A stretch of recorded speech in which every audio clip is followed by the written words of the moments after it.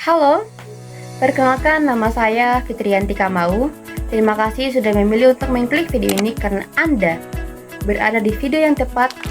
Kita akan belajar mengenai kajian ilmu sosiolinguistik yang membahas tentang teori diagnosia. Nah, teori diagnosia ini diperkenalkan pertama kali oleh Charles Ferguson pada tahun 1959. Diagnosia ini merujuk pada situasi di mana terdapat dua varian bahasa dalam masyarakat yang memiliki pembagian fungsi yang jelas. Bahasa tinggi digunakan dalam situasi formal seperti pidato, pendidikan, media, administrasi, dan agama. Sedangkan bahasa rendah digunakan dalam percakapan sehari-hari seperti percakapan keluarga, hubungan sosial informal.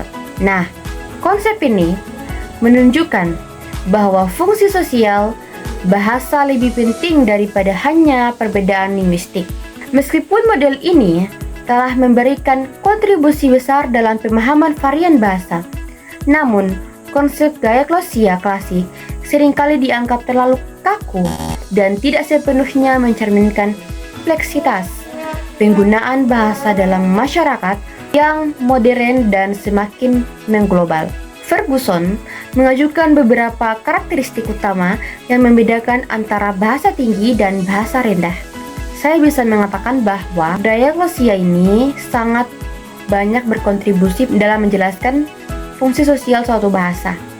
Tetapi ini masih kurang tepat karena saya mendapatkan beberapa kritikan dari para ilmuwan teori diagnosia. Di antaranya pemisahannya yang terlalu kaku. Pembagian antara bahasa tinggi dan bahasa rendah itu sangat kaku.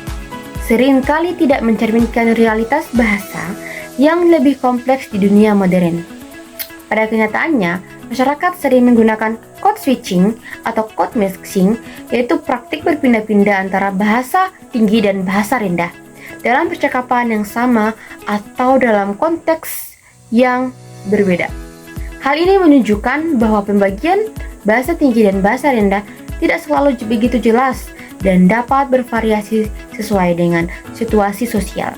Namun, kita bisa mendapatkan beberapa konsep atau solusi baru untuk mengedepankan kenyataan penggunaan bahasa yang lebih fleksibel dan dinamis.